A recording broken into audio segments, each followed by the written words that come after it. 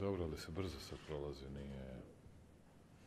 To kad budemo voz napravili, bit će najbolje, jer ćemo morati da pravimo sa onom zajedničkom kontrolom da se ne staje uopšte nigde. Samo što pre da napravimo tu brzu prugu tu. Dobro, recite mi kad može ljudi. Ok, imali smo nekoliko stvari za koje mislim da su važne. Naravno, ovde uvek bude i ponekih neprijatnih detalja, ali ne želim o tome uopšte da govorim. Sinoć smo imali važan sastanak sa ljudima iz Otvorenog Balkana. Ja verujem, Gojko, da se to danas potpisuje. U 14 sati se potpisuju 2 protokola. Za nas od izuzetnog značaja i to smo mesecima čekali, što znači da bi, iako ja pogrešim vas dvoje, Tanja i Gojko, ispravite me, od 1. marta bi konačno trebalo da stupi na snagu ono o čemu smo govorili, dakle, potpuno slobodno tržište rada u zemljama Otvorenog Balkana, dakle, Srbija, Severna Makedonija, Albanija. To je za nas velika i važna vest i mislim da će u mnogome da doprinese stvaranju boljeg poslovnog ambijenta i za domaće i za strane kompanije, prevazilaženju problema sa nedostajućom radnom snagom i pravljenjem tržišta radne snage koje više nije od 6,7 ili zemalja koje nema 6,7 miliona stanovnika, već na to dodate i Albaniju i Severnu Makedoniju, pa se približavamo na, boga mi, 11 miliona stanovnika.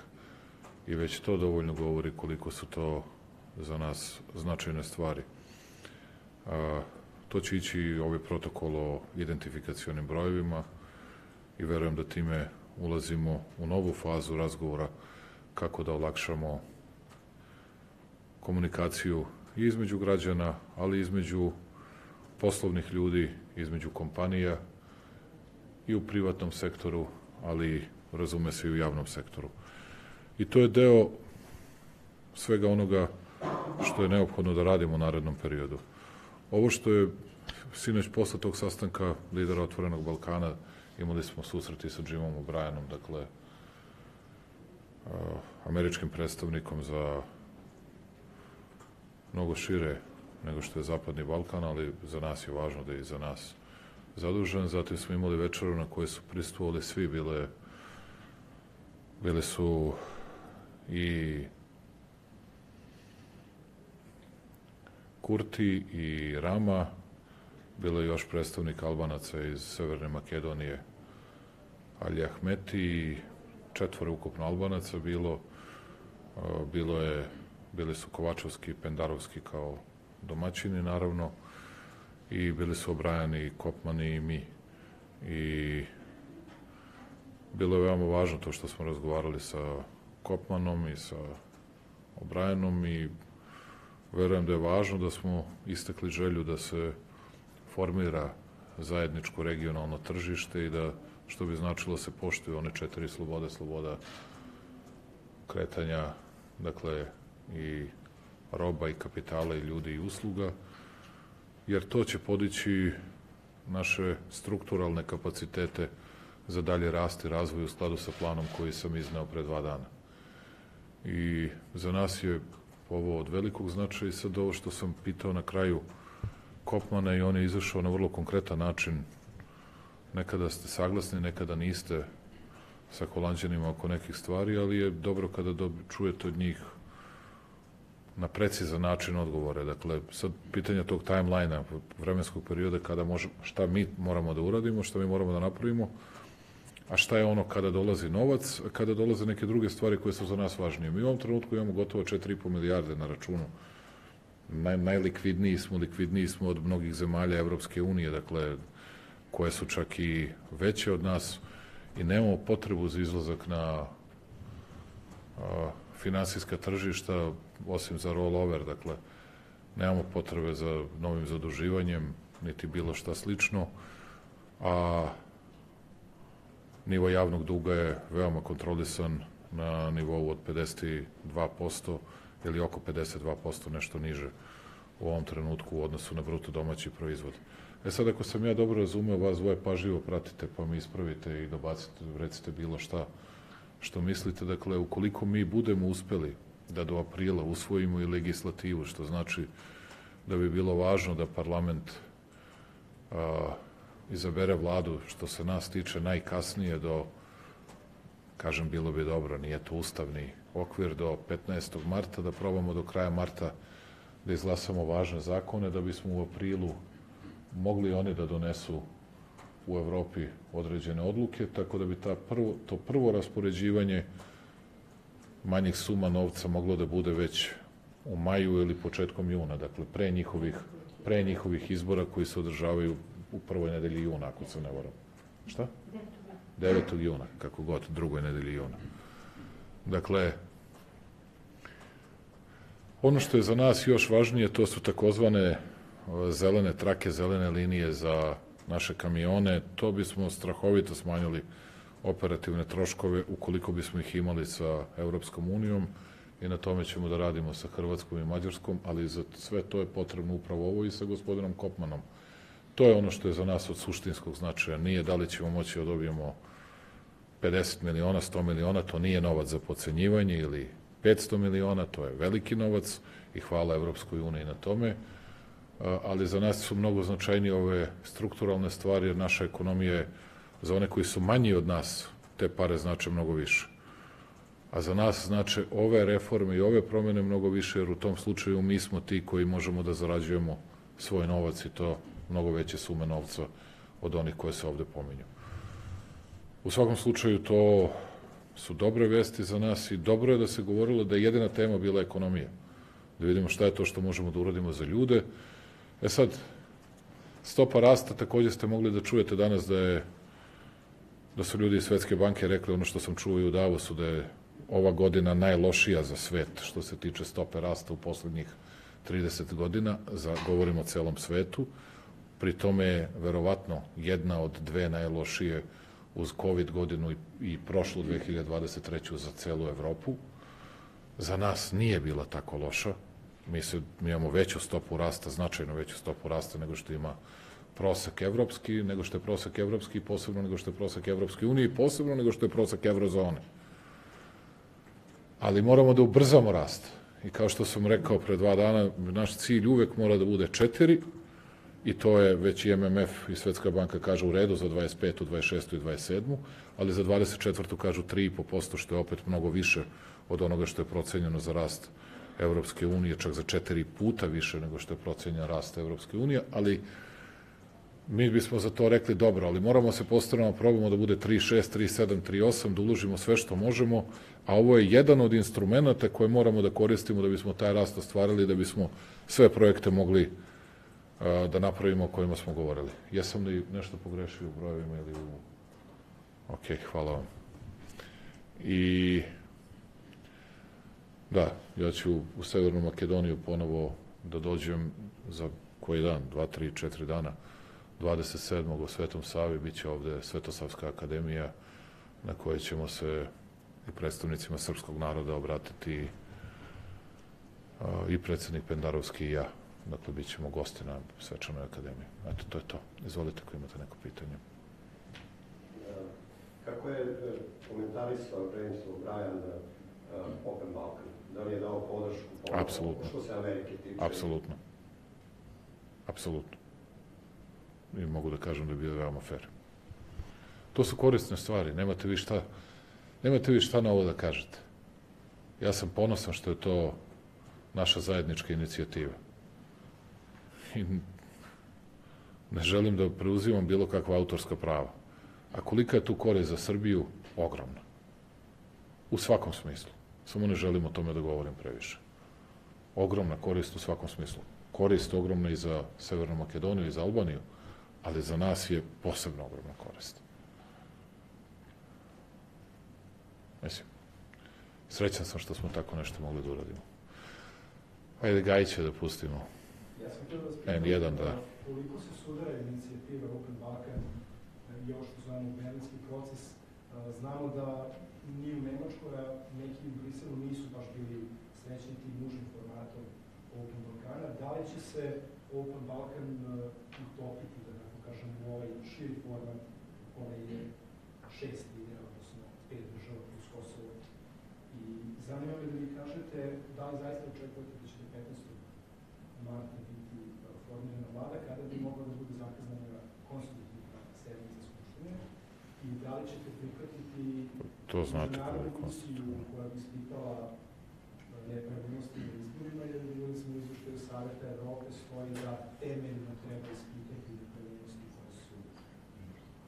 Pa videli smo u izveštaju Saveta Evrope mnoge stvari koje vi niste sa N1 želeli da objavite, koji su govorili i hvalili sistematski pristup i ponašanje države tokom samih izbora i na sam izborni dan i mnogo više pozitivnih stvari od onoga što ste želeli da istaknete. Srbija je suverena zemlja i ovo su bili najčistiji izbori u poslednjih, od kada postoje višestranački izbori, sa najmanje primedbi, najmanje prigovora, najmanje žalbi. Nisam zainteresovan da budem babysitterka i babica za političare koji gube izbore po 10. ili 15. put, pa im je potrebno da se opravdaju pred svojim biračima zašto im se to dogodilo. Dakle, a što se tiče unapređenja samog izbornog procesa i svega drugog, uvijek smo spremni da o tome razgovaramo, da to sagledamo, da to vidimo i uvijek ću biti otvoren da o takvim stvarima pričamo. Ali nemojte da unižavate svoju zemlju. Srbija je nezavisna i suverena zemlja. I neću da vam govorim kako bi to izgledalo i na što bi takve stvari ličile, ali mi to govori da neki ljudi nemaju dovoljno svesti i savesti kako i na koji način bi razorili nezavisnost Srbije kada bi se na takve stvari pristajalo i kada bismo se toga lako odricali. Ono što je važnije pitanje, to je pitanje odnosa Otvorenog Balkana i Berlinskog procesa. Vidite, bit ću sasvim otvoren. Nekima je smetao Otvoreni Balkan, ne zbog toga što nije učestvovalo 5+1, kako mi nazivamo 5 zemalja i jedan entitet, ili kako god hoćete, dakle, ili 5 zemalja, jedna teritorija, nije ni važno. A ne mislim da im je to bio ključni razlog. Mislim da je ključni razlog za neke kojima je to smetalo bila činjenica da oni nisu upravljali volanom Otvorenog Balkana. Otvoreni Balkan je bila i ostala inicijativa ljudi sa Balkana. Sami smo seli i dogovorili se. Nije nas neko postavio na sto i naredio nam kako to treba da izgleda. Zato mi tu inicijativu volimo. Ali možete vidjeti još nešto. Berlinski proces je doprineo određenim stvarima. Mi nemamo ništa protiv berlinskog procesa. Uvek ćemo da budemo u berlinskom procesu. Uvek ćemo da saslušamo sve što kažu i uvek da rešavamo stvari. Ali recimo ovako važnu stvar, kao što je tržište radne snage, pitanje je koliko nam je vremena još potrebno da rešimo zajedno sa drugima. Mi sad imamo sve rešeno sa Albanijom i Severnom Makedonijom. Sve rešeno. To smo mogli samo kroz Otvoreni Balkan i srećan sam što smo to uradili. Mi smo ubrzali, kao što znate, i sa Severnom Makedonijom zbog putovanja brojnih naših građana u Grčku, da možete na istu karticu kojom elektronski plaćate naplatu drumarine, kojom elektronski plaćate drumarinu u Srbiji, da tu uradite u Severnoj Makedoniji, pa sa Hrvatima, pa sa mnogim drugim, i to ćemo nastaviti da radimo. Nemo, mi smo otvoreni, nemamo mi to problem, nije to pitanje ekskluziviteta bilo kog instituta, institucije, kako god hoćete, već je to pitanje pragmatičnog pristupa kakve probleme rešavate za građane. Dakle, to je ono što je za nas važno. Dakle, i bilo je još jedno pitanje, izvinite. Mislim da sam mi odgovorio. Još jedno pitanje je bilo. Ne vredi, izgleda sam... Za vladu. Za vladu, da. Vidite da sam ja, vidite da ja dobro pamtim da ste imali 3 pitanja, da. Nego vas drugi ne slušaju pažljivo. Što se vlade tiče, ja se zaista nadam da će biti formirana do 15. marta, a što se Skupštine tiče, pa vi znate do kad je rok, ja ne znam tačno, ali kad su proglašeni rezultati, mesec dana od tada, tako da je to, nemam pojma, 10. 11. februar, presretenje, Boga me, presretenje, 10. 11. 12. ja mislim poslednji dan, tako nešto, tako da od 1. februara očekujte konstitutivnu sednicu Skupštine Srbije, a onda se nadam, bilo bi važno zato što, da vam objasnim zašto nam je sad važno, ne zbog toga što je neko nezadovoljan radom Ane Brnabić ili samo kabineta, već zbog toga što mi sada moramo da brzo reagujemo i da donosimo brojne zakonske odluke, brojne zakonske norme i vezano za Expo i vezano za plan rasta koji smo izložili pre 2 dana. Tako da, to je za nas od presudnog značaja. Sad je ta trka, da me razumete dobro, sad je ta trka između onoga što moramo da uradimo da bismo dostigli taj rast, da bismo mogli da ostvarimo sve ono o čemu smo pričali. Zato nam se žuri. Zato nam se žuri. Već za koji dan pobadamo šipove za sam Expo. Dakle, pripremni radovi su urađeni, to se već koliko, više od pola godine radi, 8 meseci, nekih 7-8 meseci. Idemo za 7-8-10 dana kada to bude spremno na postavljanje prvih šipova i tu počinje da niče Expo. Ja mislim da za nacionalni stadion, onu lepoticu za koju verujem da će samo ovaj najnoviji stadion Real Madrida u Evropi biti lepši, možda neki u Engleskoj, ali to svakako nije, ne znam, stadion Manchester City ili Liverpoola, na njima sam bio, pa znam da nisu lepši, ili Chelsea, ni blizu. Dakle, možda neki, a da ga ja ne znam, ali ni Camp Nou, niti bilo koji drugi neće biti ni blizu lepote naše nacionalne lepotice, tako da ne znam koji još može da se poredi, ali zato sam ja rekao uvek da se ogradim, možda za neke od tih stadiona nisam čuo, ali će biti jedan od 3 najlepše. Jedino će ekskluzivniji biti ovaj novi stadion koji Florentino Perez gradi, to ode na 1,5 milijardu, možda i 2 milijarde, to mi da platimo ne možemo. Izvolite. Rekli ste da nije bilo razgovora o političkim temama, da li je možda bilo prilike da tokom susreta sa evropskim i američkim zvaničnicima prenesete dešavanja koje se tiču situacije na Kosovu i Metohiji, najave Prištine da će od 1. februara ukinuti srpsku valutu, kako je to Razgovarao sam o dinaru i pokušaju Prištine da ukine dinar sa Jamesom O'Brienom i narednih dana nastavit ćemo konsultacije po tom pitanju. Intenzivne. Vrna Vanđelka Čuk, Vojvodina Srbija, s obzirom da živim na Kosovu, ja ću se takođe na Kosovu i Metohiju. Prvo pitanje je, najavili ste svoj dolazak i razgovor sa Srbima na Kosovu i Metohiji, kada to možemo... Ne znači da će da me puste.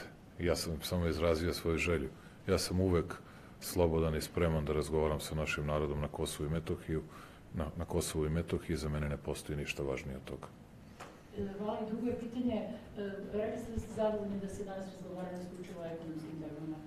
Da li je uopšte razgovarano i da li je neko iz Evropske unije ili SAD-a skrenuo pažnju Kosovu? Znamo da imamo zabranu srpske robe, uvoz srpske robe na Kosovu i Metohiju od juna meseca, ne dolazi pošta, čak ne dolazi ni novine. Da li je neko skrenuo pažnju s obzirom da bi trebalo da se otvori tržište, a on je u stvari zatvoren? Arvin Kurti je meni na konferenciji za medije rekao da se ne radi o trgovinskoj meri, nego bezbednostnoj meri.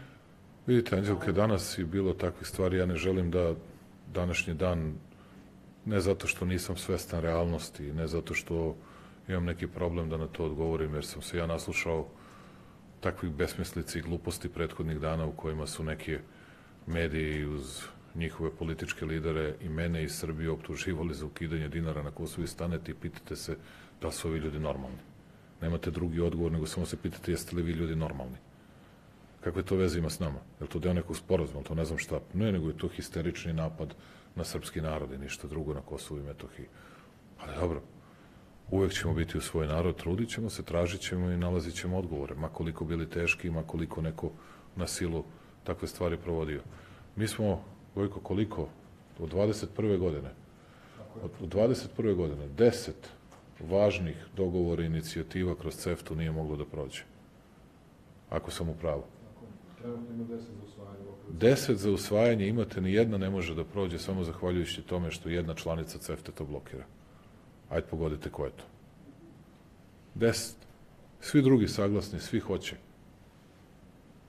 Ali ono što je važno, što je Kopman rekao, pretpostavljam da ste to mogli da čujete, ono što je rekao Jim O'Brien danas, a to je onaj ko zaustavlja druge u narednom periodu uz vrlo striktan i strog pristup zaustavljaće u stvari sebe.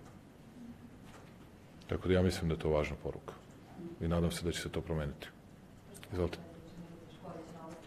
Malo ste spomenuli Expo i u subotu su građani Srbije imali priliku da vide plan Srbije za 2027. godine, pa me zanima da li ste sa regionalnim liderima podelili upravo te planove i razgovarali o ovoj? Pričali smo mi sinoć, dugo je to trajalo, mi smo prvo imali jedan pa drugi sastanak ovde, pa smo onda išli u vinariju Kamnik, I to je dugo trajalo, do 11 sati skoro. Tako da, razgovarali smo, pričali o svemu. Znam, neki od njih su već gledali to što smo govorili, a neki će tek da pogledaju. Tako da, a ovi stranci su sve videli. Njima je to posao, oni su ažurni i marljivo rade svoj posao, oni su to svi videli. Naravno, tu je ključno pitanje ono koje sam postavio i kada mi imamo te rasprave, to Tanja se bavi Evropom, ali Gojko to zna, mi imamo te rasprave, a šta je, gde nam je tu izvor rasta? Jer lako je da vi kažete, nije to pitanje dobrih želja. Kao što kod nas u Srbiji je to neretko slučaj. Kogod štrajkuje, ajde mu pomognemo. Stvarno. A od koga ćemo da uzmemo? A jeste li sigurni da je to pravilno? A jeste li sigurni da nam to neće otvoriti Pandorinu kutiju na nekoj drugoj strani? Jer vi kada idete ulicom pa vas pita neko, ja nemam dovoljno novca, hoćete li svako moći da date ko vam traži taj novac? Iako biste želeli da nekom siromahu pomognete, ponekad nekom prosjaku kojih uzred bude rečeno imamo mnogo manje nego što ih ima u bilo kojoj drugoj zemlji Evropske unije. Kao što ste videli, čak i onaj rizik od siromaštva, stopa kod nas je niža nego i u Italiji i u mnogim drugim zemljama Evropske unije. I to ne po našim merilima, ne po našim brojevima, već po brojevima Svetske banke i ostalih relevantnih institucija. Ali tu ćemo morati još mnogo toga da uradimo, posebno za one koji imaju najniža primanja, koji imaju najniže penzije, da bismo taj rizik od siromaštva dalje smanjivali za još 1/5 u naredne 3 godine. I mnogo entuzijazma, mnogo energije imamo i zato je važno da sve ove i političke i ove regionalne probleme rešavamo u miru, da strukturalno reformišemo svoju zemlju koliko god je to moguće i da, jer i u ovome će biti problemi za nas. Ja sam danas istakao jedan. Pa kažu da se odreknete subvencija za investitore. Do 25. ili 26. godine. Pa vi kažete, ne možemo ni do 27. zato što nam niste rekli da ćemo 27. ili 28. da uđemo u Evropsku uniju, a naša obaveza se to desi do ulaska u Evropsku uniju. Već su počele te naši razgovori oko toga. Samo hoću vam kažem da je borba za sve. Zato što je suština rasta. Nije pitanje da li ćemo mi da uložimo 50, 100 ili 200 miliona.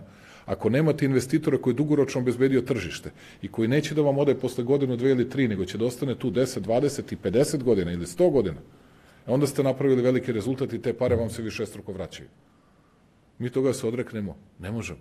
Ima tu i drugih stvari, jer tu je, naravno, njihova borba protiv Kineza i tako dalje. Ja sad to ne objašnjavam sve. Biće borba. Biće borba, ali spremni smo za borbu i spremni smo za argumentaciju, ali mi uvek imamo u vidu svoj rast, svoju zemlju i naravno povezivanje. To je, bez povezivanja nema ničega. Ne možete praviti put s livade do livade, a da nemate povezano dalje na novi put i na drugi put na ovoj strani. Tako da, to su stvari koje moramo da radimo. Izvolite i da privodimo kraju.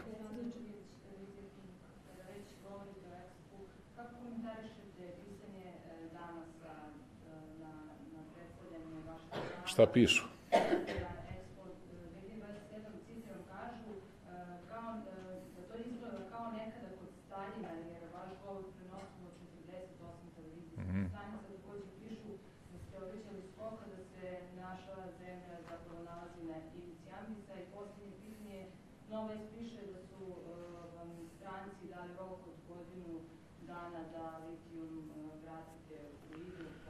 Meni je neko dao rok. On kaže. Što ga plaća Rockefeller. Verovatno da bi vodio nezavisnu politiku. Što lago da je završio Harvard i ne znam šta sve, a bio kursadžija.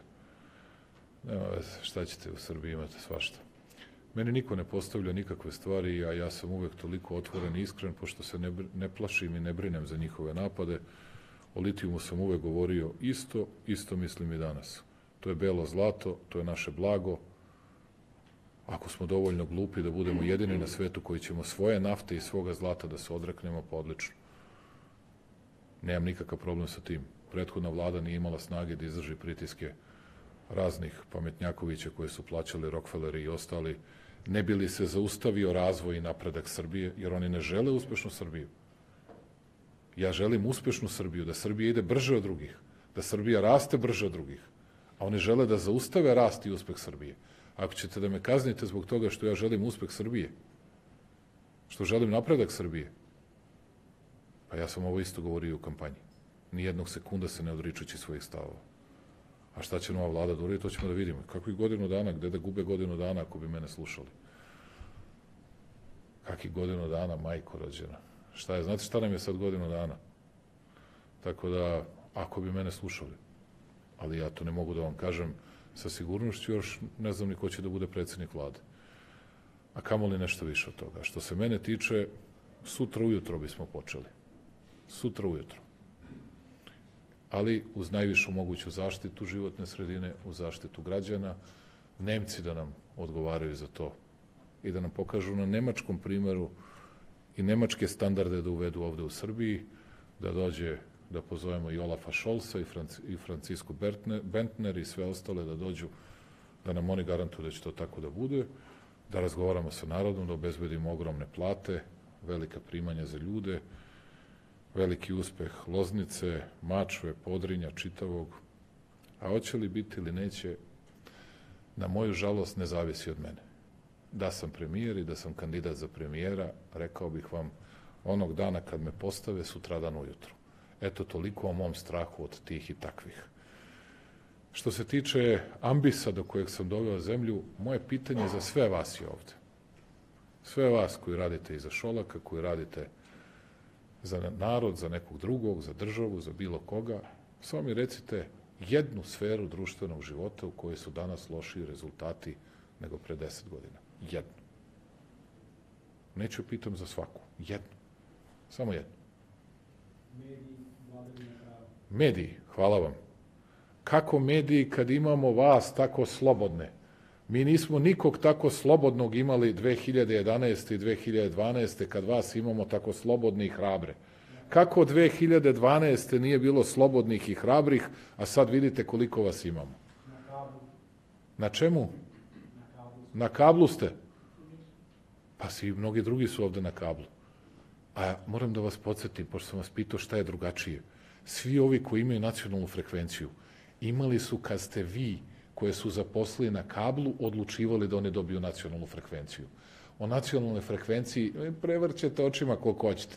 Nacionalnu frekvenciju Pinku, Peconiju, Prvoj i B92 dali su Dragan Đilas, Vuk Jeremić, Boris Tadić i ostali. Je li to činjenica? Činjenica.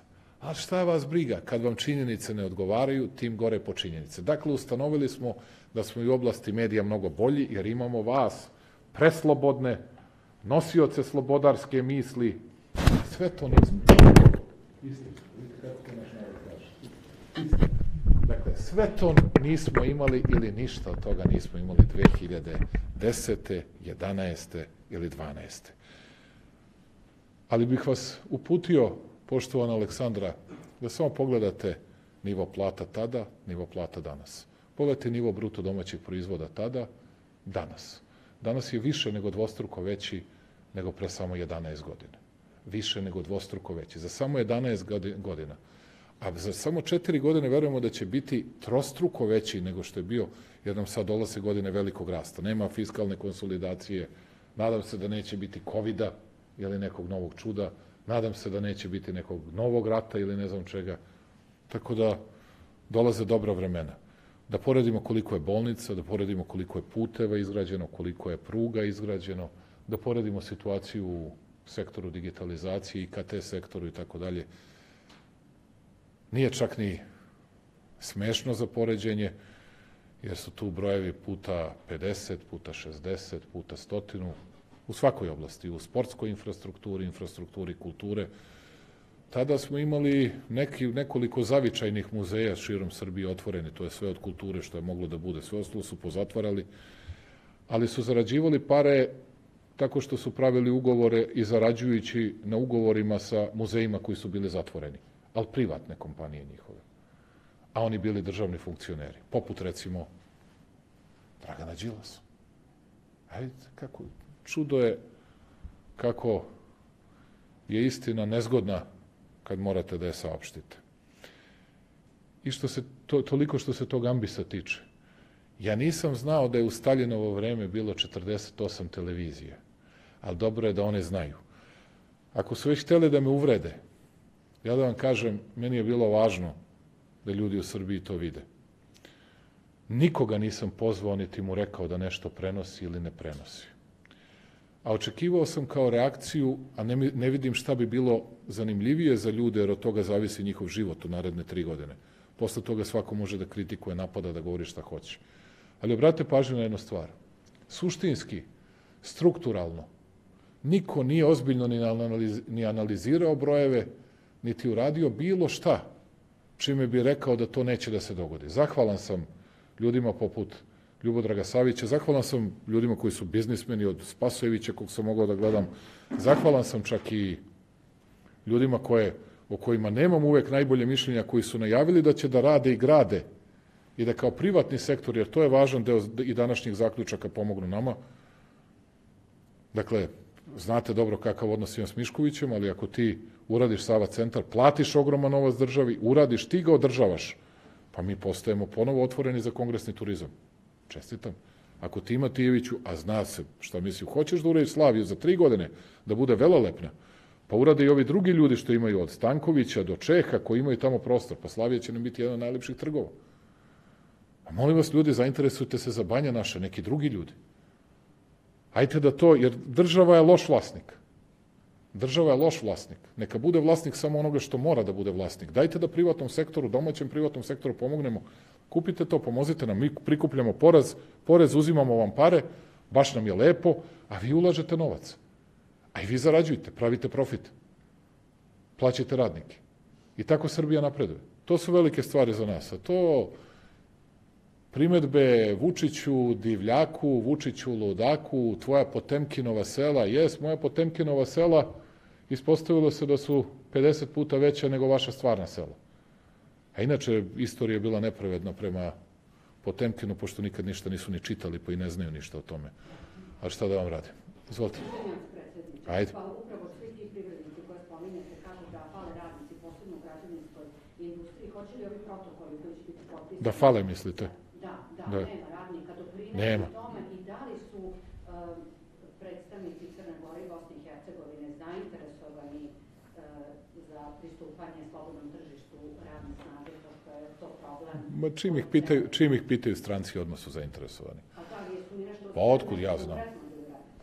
Otkud ja znam, to ćemo da vidimo da li će da urade ili neće da urade ovi iz Crne Gore i Bosne i Hercegovine. Kad stranci kažu, onda svi sve hoće, ali do nekog trenutka. Ovo što smo radili mi sami, to smo hteli mi sami da uradimo i srećan sam zbog toga. Nije samo u građevinskom sektoru. Uđite u pola naših restorana u Beogradu. Pretpostavljam u Novom Sadu da je slično. Vidjet ćete ljude drugih nacionalnosti, druge boje kože i svega drugog. Sve je to normalno. To znači da postajemo dobro mesto, drugačije i bolje mesto za život, a neki drugi traže svoj hleb i svoju budućnost. Nemamo dovoljno radnika. U ovom trenutku na Moravskom koridoru radi 3100 radnika. Od toga je radnika iz Srbije oko 1350 do 1400. Ostali su radnici Turska, Indija, Bangladeš. Hoćemo li da ne gradimo zbog toga autoput? Ne možemo. I kako bude rastao standard kod nas, taj odnos će biti sve lošiji za naše radnike. Zašto svi hoće da žive lepo, a da rade manje. Da se uopšte ne lažemo. Toliko sam rasterećen i mogu da govorim kao predsjednik, da govorim činjenice. Svidele se one nekom ili ne. Dakle, neće ljudi raditi težak posao za vojsku. Mi ćemo morati ne znam koliko da povećamo plate da biste imali vojnika.